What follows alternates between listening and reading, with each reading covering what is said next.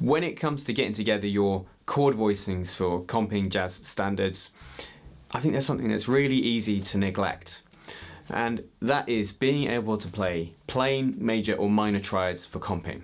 Because I wonder what the answer would be to the following question. If someone put a chart in front of you to play a song and then it said 2 bars of C major or 2 bars of C minor, what chord shape you would use. It's very easy to be on comping autopilot and think that everything needs to be extended, everything's going to be a 7th, 9th, 6th or 13th, when it's not always the case or not always what the musical situation requires. There are times when, say, playing a major 7 chord will clash with the melody, and also there are times when the composer has deliberately wanted a plain major or minor chord.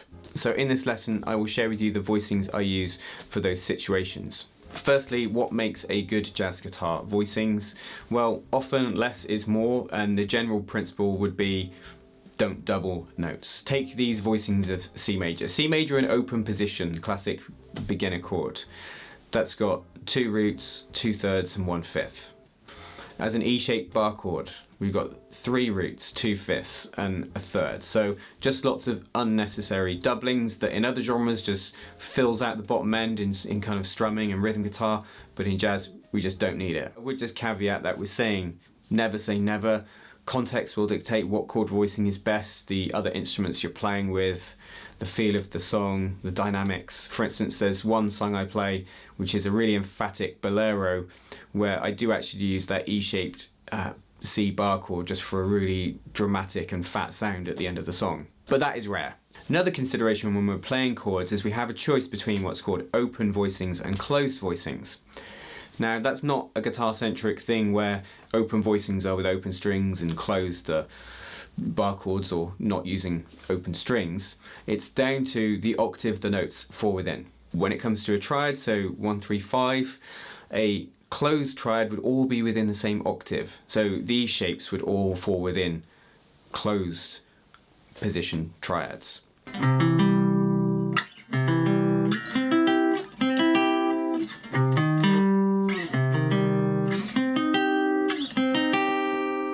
Whereas this shape is an open triad because we've got the root and the 5th within the same octave, and then the E, the 3rd, is in the next octave. And it yields a more expansive sound. It's going root, 5th, 3rd. It's quite a stretch. I have to tuck my left arm inside my body and notice my left shoulder goes down a bit to do it.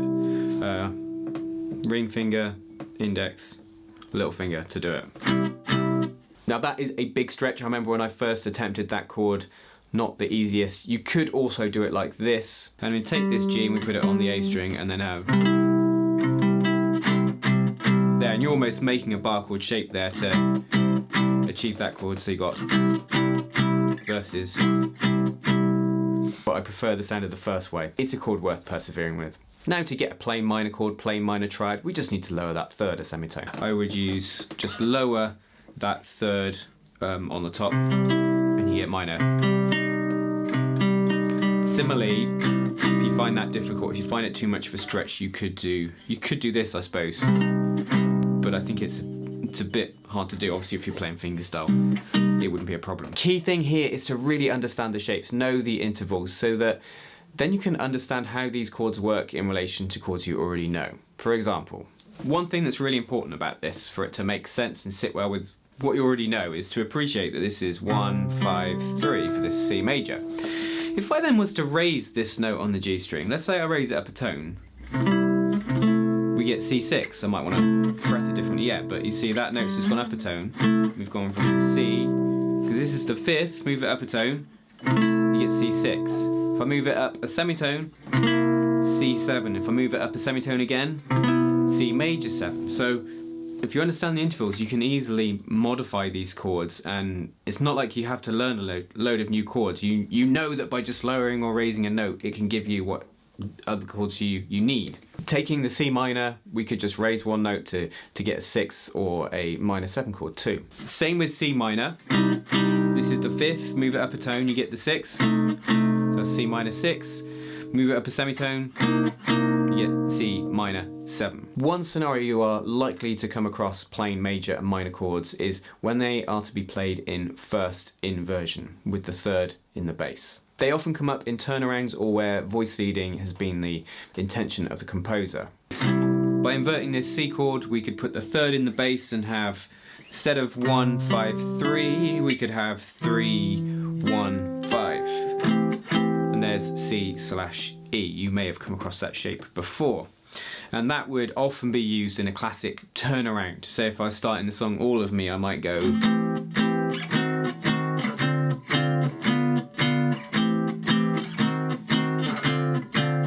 Maybe quicker, but then in. And this is C/E, going to E flat diminished, D minor 7, G7/D, another inverted chord. And that's a nice little turnaround intro in C major.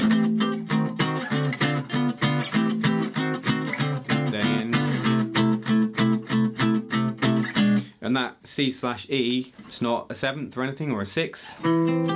It is the plain major triad, but with the third in the bass, so in first inversion. If you were to take the minor triad and put the third in the bass, which is currently on the top, so in first inversion you'd use this shape, C minor/E flat, first inversion.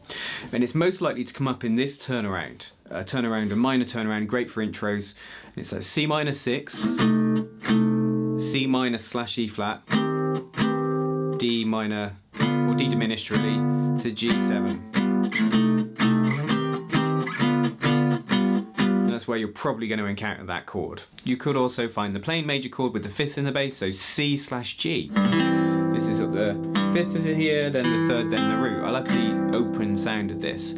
Classic place is in the blues or the rhythm changes, so going like chord 4 for the blues in C, F7, F sharp diminished, C/G, maybe A7.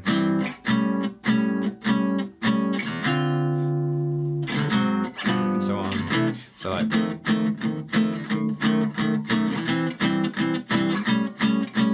I love the sound of that. The minor chord with the 5th in the bass is not so easy to do. It could be done like, or I suppose. I actually tend to do it with some doubling like this. Classic one you see a lot is D minor/A.